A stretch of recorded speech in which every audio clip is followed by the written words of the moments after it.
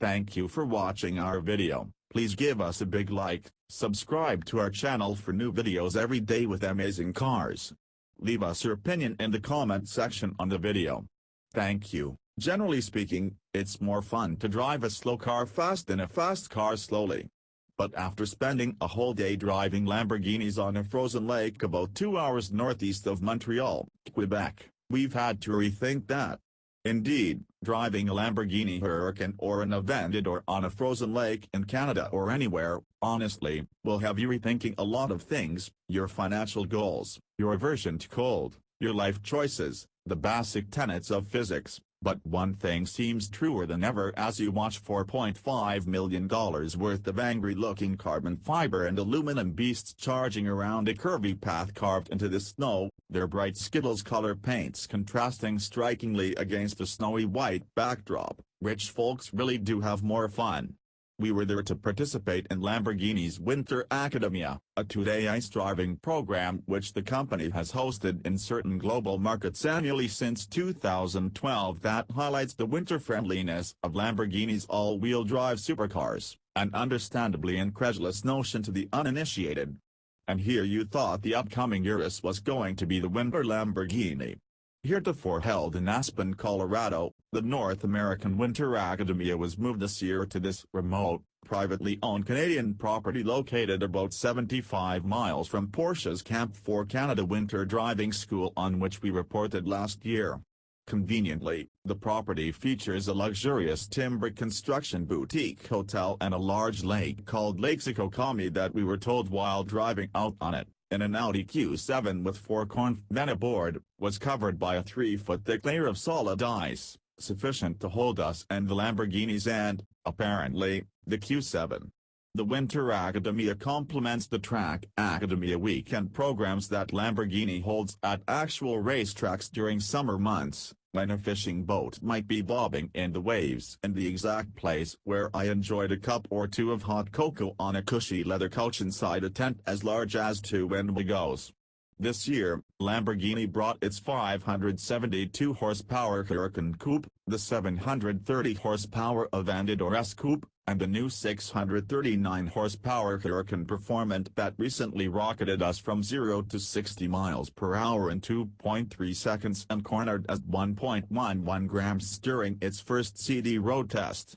But that was on dry pavement. The lake might as well have been solid rock, very slippery but very solid rock, on which a well-groomed 2+ mile pathway of varying width was plowed through the 2 to 3 foot layer of snow that had accumulated on it since it froze over.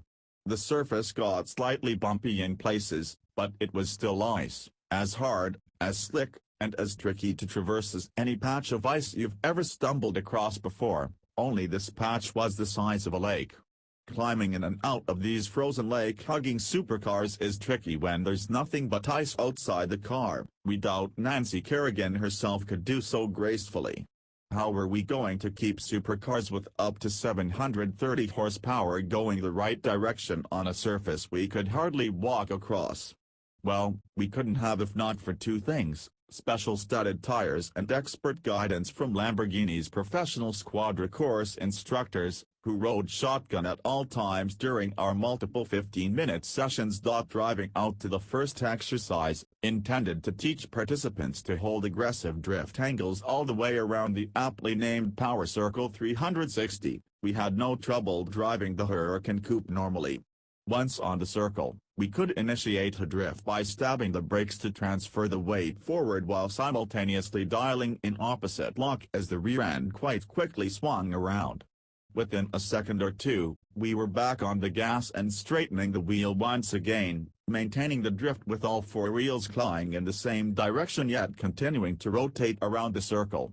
It took a few tries, but by the end even your Los Angeles-based author, who had never driven sideways in something so powerful and expensive before, at least not intentionally, felt he could have drifted around that circle all day long. Then came a tail-wagging slalom course and sweeping pendulum turn exercises in something even more powerful and expensive, and, as it turns out, even more fun while sideways, the $425,000 Aventador S.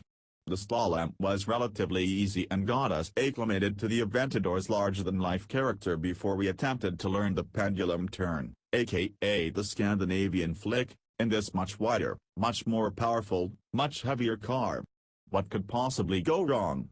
Well, it took a bit longer to master, and fortunately, the course designers provided a much wider berth and more accommodating path for the flagship Lambo.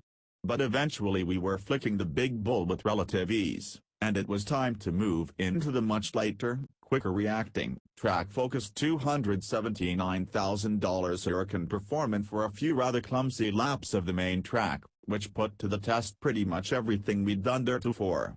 We made it through a few laps without stuffing it into a snowbank, but there were a few close crazes.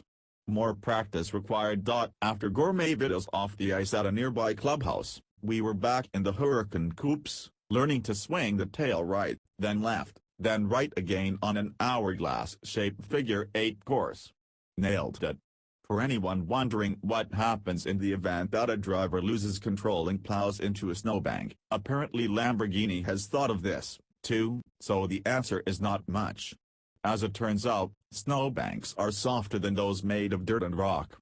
We witnessed a few vehicles stuff a couple of wheels or the entire nose into the snow, sometimes requiring a tow vehicle, a large Ram pickup, to chug out to the maroon car and give it a tug. But no cars seemed any the worse for it, and the only damage was to the drivers' egos. As we became more comfortable with the maneuvers, we were better able to discern how the icy surface amplifies certain innate handling attributes of the cars, particularly the quickness and the hyper-communicative nature of the steering, the effects of weight transfer from rear to front and side to side, and the rear-wheel bias of the all-wheel drive systems available on all Lamborghinis. I imagine that exploring these limits would be possible in dry weather on asphalt, although the speeds, and the consequences for getting it wrong, would be much, much higher. This was a great place to hone one's inner gyroscope, and these were great cars to do it in. Our car control skills had developed by the time we were back on the track in the performance again. We executed power slides that would make Bo and Luke Duke proud and Scandinavian flicks that set us charging out of corners like a hero. Our speed topped 70 miles per hour on some of the straighter sections, and if 70 miles per hour doesn't sound fast to you, you haven't driven a Lamborghini on ice. For those who want to try it, Accademia courses are classified as intermediate level within Lamborghini's Squadra course driving and racing programs, above the beginner program, called Esperanza, that is open to prospective and first-time customers, but below the Pilota program, which targets prospective racers.